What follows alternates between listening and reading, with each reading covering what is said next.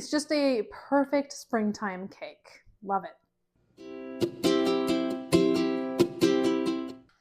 So I'm going to show you how I make this delicious grain-free hummingbird cake. I am using a combination of almond flour and coconut flour to give that perfect cake texture. So let's get going. I have my hummingbird cake ingredients laid out here. So that's 2 cups of almond flour, 1 cup of pineapple cubes, 1/4 cup of melted butter, which I melted already so it would cool off a little bit. I don't want to pour it in there hot. We've got 2 large ripe bananas, 3 eggs at room temperature, 1/4 cup of chopped pecans, 1 teaspoon of vanilla, 2 teaspoons of yogurt, 1/4 cup of unsweetened shredded coconut, 1/3 cup of honey, and my dry spices plus baking soda. So I've got 1 teaspoon of baking soda, 1.5 teaspoons of cinnamon, 1/2 teaspoon of nutmeg, and 1/4 teaspoon of salt. I'm going to start out by just mixing my dry ingredients real quick. So I've got my almond flour, coconut flour, my baking soda and spices, and my shredded coconut. Just going to mix these together, and then I'm just going to set this aside. First, I'm going to mash up my bananas, and I've showed this in a couple other videos, but this tool that's for like cooking ground meat, I found is really nice for mashing bananas.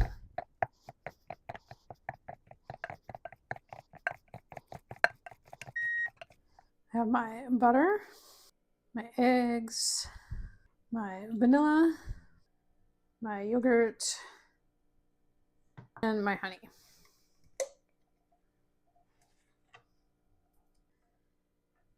And now I'm just going to mix this.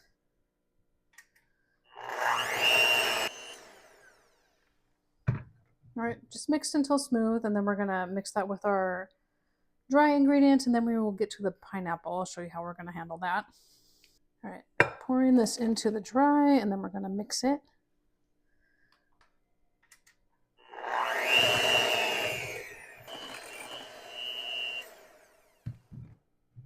I'm going to get the pineapple ready. So I'm just going to try to puree this pineapple to give it that crushed feel.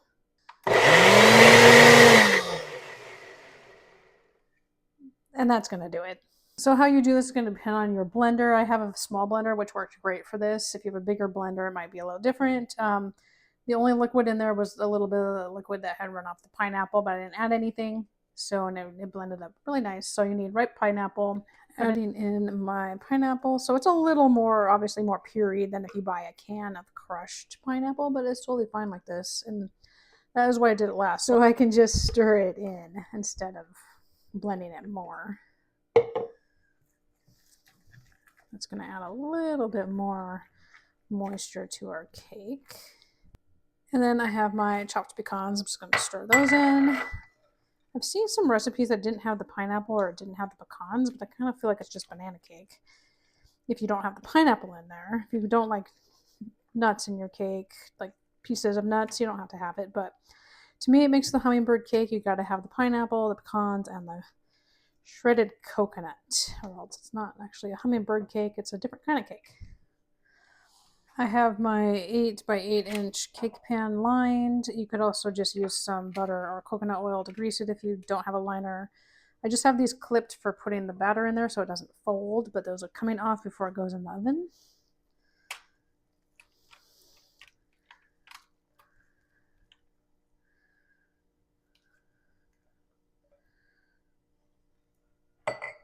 Right, so get that in there and then just spread it out into an even layer.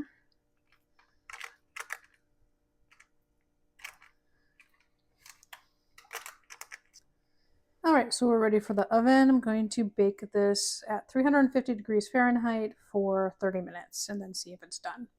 So hummingbird cake came about in the 1960s in Jamaica because a chef wanted to show off some of the, wanted to combine some island flavors into one dessert. So that's why we have the coconut, the banana, the pineapple. All right, this is 30 minutes, but I know it's not even close. So I think I miscalculated the time. So I'm gonna actually put it in for another 10 minutes because 40 minutes is a lot closer for this size of cake.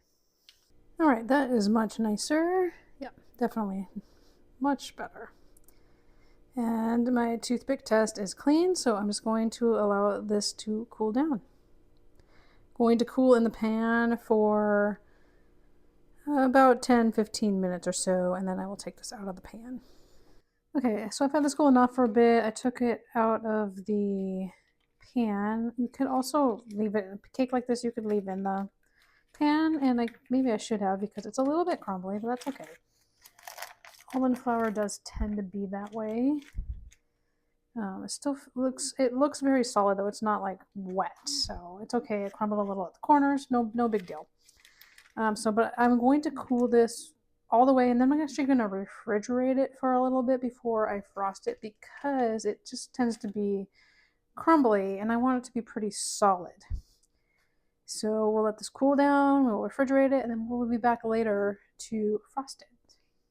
I'm going to be making my basic cashew buttercream frosting, which is very simple. You could add other flavors if you like, or even some coconut or some chopped pecans if you wanted to increase those flavors, but I prefer just to have the nice smooth frosting. So for that, I have 2 tablespoons of cashew butter, 2 tablespoons of butter at room temperature. Cashew butter should also be room temperature to make sure it's soft enough to blend.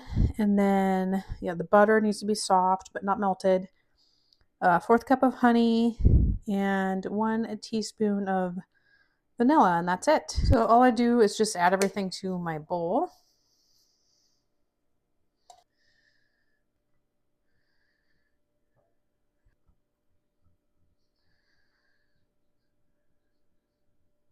Now I'm going to beat it on medium speed until it's nice and creamy.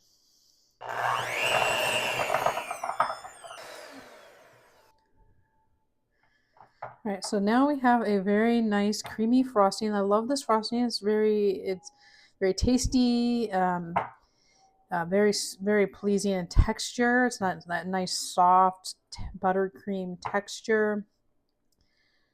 You can change up the flavors. Like I said, you could add different flavors to it. You could use peanut butter is great to make this a peanut butter frosting in the same style. It's a very versatile frosting. I apologize. I did not have the camera on when I flipped the cake onto the plate from the cooling rack. Like I said, you could leave it in the pan since it's a square cake, but I like to take it out. So what I did was put a plate over the top of the cake. I put my hand underneath the cooling rack. So you need something to support the cake on the other side. Then I just held the top plate and put my hand up there and then flipped it over and removed the cooling rack, and it was fine. And then I refrigerated. I put a paper towel over the cake while I refrigerated it to absorb any extra moisture, so it was not too wet. Turned out great once I frosted it. And this amount of frosting should be enough to frost the top of this cake. If you wanted to go down the sides, you might need to double this, or if you wanted like a really thick layer. Obviously, if you're going to do a bigger cake, you're going to have to double this recipe as well. But I tend to go not for a super. I tend to go for more of a thin layer of frosting. Like I said, if you like that thick layer, just double this recipe. Go down the sides too. If you're gonna, this cake is thick enough that you could make it in 2 pans with the same recipe and just have them be thinner and then make layers. That would be great too. But you might need a little more frosting for that. But this is perfect for just frosting the top of it. I am not an expert at frosting decoration. We're going basic here.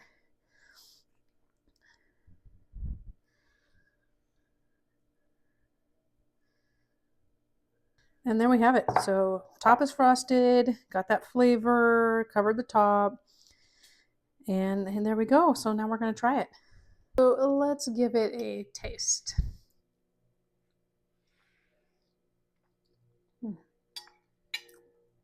It's just such a great combination of flavors, especially with the sweetness of my frosting. Now you could add some toasted coconut and pecans on top of the frosting. I've seen a lot of pictures of hummingbird cake that way. I like my frosting to be creamy And just I think it complements the cake so well as it is. But you can be creative and do what you want with it. But the cake itself held together so nicely, pretty dense. After it kind of crumbled when I was taking it out of the pan, but it held together nicely once it cooled. And it's got a great texture. It is kind of like a banana cake texture, a little more dense. But the flavor combination, that pineapple just gives that extra something. It's not an overwhelming pineapple flavor, but it just gives it that nice, sweet, fresh feeling. We didn't use a lot of honey in the cake because it didn't need it. We had bananas and pineapple adding the sweetness, and then the frosting on top gives it just that extra little kick of a creamy sweet flavor. The perfect cake. If you're enjoying this video, hit that like button and leave me a comment. I'd love to hear your feedback. I always love hearing your feedback. Have you tried making a grain-free cake? What's your favorite kind? Let me know in the comments. See you next time.